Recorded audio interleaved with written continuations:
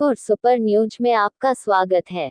अखिल भारतीय किसान मजदूर सभा के जिला अध्यक्ष कॉमरेड कल्लन शाह की मृत्यु 28 सितंबर को हो गई थी। 6 नवंबर को उनके गांव बथुआ खेड़ा में अखिल भारतीय किसान मजदूर सभा की ओर से एक शोक सभा का आयोजन किया गया, जिसमें 2 मिनट का मौन धारण कर कॉमरेड कल्लन शाह को श्रद्धांजलि अर्पित की गई और उनके अधूरे काम को पूरा करने का संकल्प लिया गया। कार्यक्रम की अध्यक्षता धर्मपाल सिंह ने की तथा संचालन कॉमरेड हरस्वरूप सिंह ने किया। सभा के मुख्य अतिथि डॉक्टर आशीष मित्तल ने केंद्र की मोदी सरकार पर तीखा प्रहार किया और न्यूज क्लिक के पत्रकारों पर दर्ज एफआईआर की कड़ी आलोचना करते हुए कहा कि जहां समाज को आईना दिखाने वाले पत्रकारों पर एफआईआर दर्ज की गई है, वहीं सरकार इसकी आड़ में किसान आंदोलन को भी बदनाम करने का प्रयास कर रही है, जिसे संयुक्त किसान मोर्चा मुंहतोड़ जवाब देगा।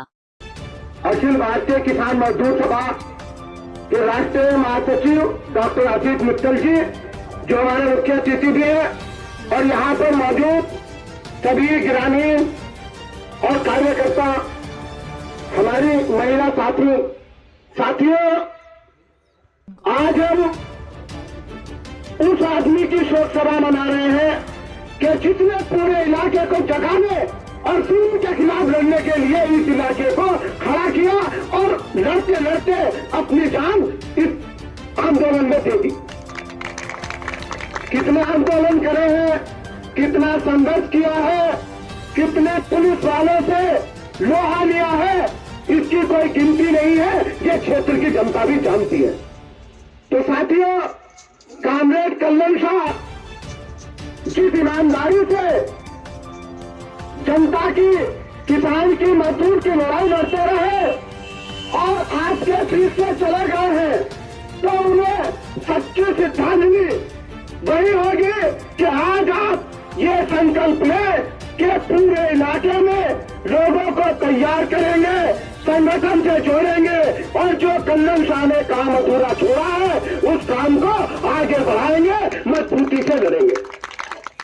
साथियों, अभी हमारी सरकार ने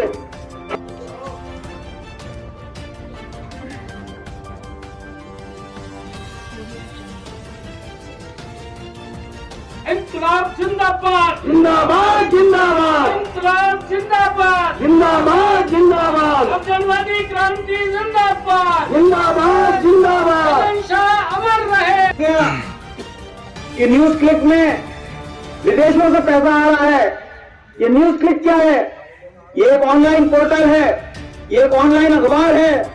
इस ऑनलाइन अखबार ने किसानों के आंदोलन के पक्ष में बहुत बड़े बड़े लेख लिखे। इस ऑनलाइन पोर्टल ने बहुत बड़े बड़े खोज कर इस बात को स्थापित किया कि कैसे सरकार जो है अपने किसानों के साथ गद्दारी कर रही है।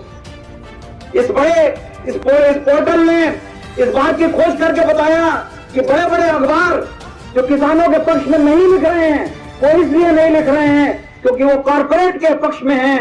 वो नहीं चाहते कि जो है देश के किसान जिंदा हो, वो नहीं चाहते कि जो है देश के किसानों की जेब में पैसा हो, वो नहीं चाहते कि जो है देश के बाजार जिंदा हो, इस देश के लोगों के पास पैसा हो, लोग खुशहाली से जिए, उनका स्वास्थ्य, उनकी शिक्षा में सुधार हो। वो नहीं चाहते कि ऐसा हो। वो चाहते हैं कि हिंदुस्तान का मेहनत करने वाला किसान और मजदूर बेबसी में जीवन जिए और इन बड़ी कंपनियों के लिए काम करे। उस न्यूज पोर्टल के पास विदेशों से चंदा आता था, और वो चंदा जो आता था वो 500 रुपए के नोट में चोरी से नहीं आता था।